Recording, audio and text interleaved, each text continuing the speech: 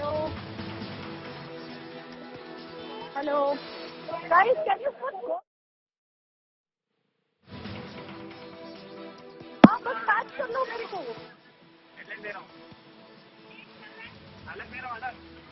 These are images that you're seeing on your screen. So Prime Minister Modi interacting with little girls in Bali, part of a cultural program that is part of. Just moments ago, we had images also of the Prime Minister playing the traditional drums there in Indonesia. This is with the Indian diaspora. He's going to be speaking also shortly with and interacting with a huge crowd of Indians who have gathered there to welcome Prime Minister Modi. A power-packed visit in all 45 hours that he's spending in Bali, but very, very crucial because of the sidelines of the G20 summit right now on your screen.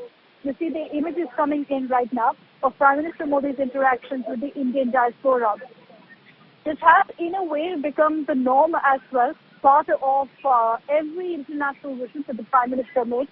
And these are the images that I was referring to earlier as well of Prime Minister Modi trying his hand at playing the traditional drums there in Bali. And soon after this, he was seen also enjoying some of the traditional and cultural practices. Geeta Mohan is joining us live from Bali with more details on this. So Geeta, beautiful images coming in from Bali right now of Prime Minister Modi interacting with locals, interacting with the Indian diaspora as well. Well, that's right, Akshita. I was just trying to shift from the tripod to my selfie stick over here, so I can show you the visuals over here. There you see, that's the Indian community, the Indian diaspora, a lot of the Bora community as well over here, who Prime Minister Narendra Modi spoke with yesterday. Rishida, one of the prominent leaders of the Bora community, he spoke with in Gujarati, saying that he looks forward to meeting them. There you see, they're right there behind me. All of them standing and waiting for Prime Minister Modi to really enter this hall where he is going to address the gathering. Again, it is an important event. Why? Because this is India's soft power diplomacy at play. We've seen this every time Prime Minister Modi travels abroad. He ensures and he makes sure that there is a connect and engagement with the Indian diaspora, which is what we're looking at over here as well. The Indian diaspora quite active and has become in many ways than one the face of India abroad, and very proudly so, because we've seen a lot of the cultural events today involve Indian classical music, Indian classical dance forms, so a beautiful display of Indian culture over here in Bali. Also the connect, Akshita, quite unique, the way Bali is in terms of its religious and cultural connect. The pages of Ramayana seen in every nook and corner of Bali, clearly quite evident that the connect over here. There you see the crowd quite enthused and waiting.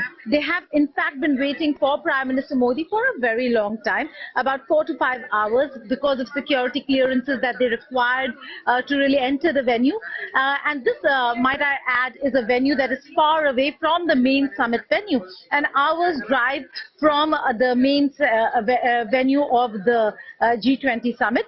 It is in Sunak area, and the people over here who've gathered, Akshita, are not just from Bali. They're from various parts of Indonesia. Let me just go across to a few people over here. This family, again, we have the kid who actually gifted that card to Prime Minister Modi, waiting on atop a chair. There you see, to get a glimpse of Prime Minister Modi again.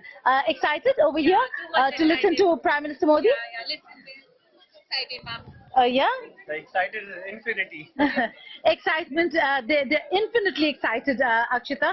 So, would you like to join us over here and tell us a little about what is it that you expect when it comes to Prime Minister Modi addressing the Indian community?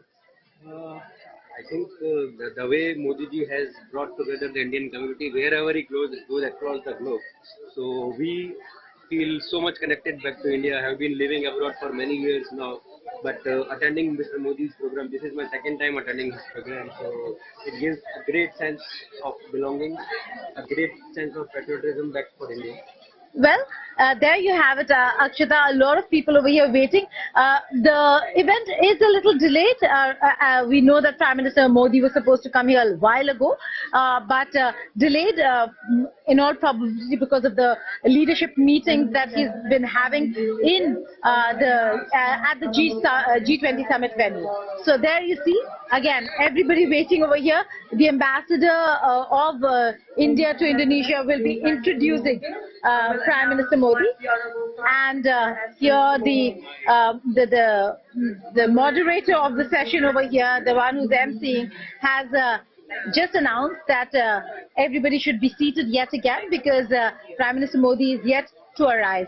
The delay is because of the meetings, maybe extended meetings between and among the leaders at the G20 summit, but he will arrive at the venue any moment from now. This, again, Akshita, like I said, is India's soft power diplomacy at display, and this is something that India and the Indian administration takes great pride in connecting and engaging with the Indian diaspora abroad.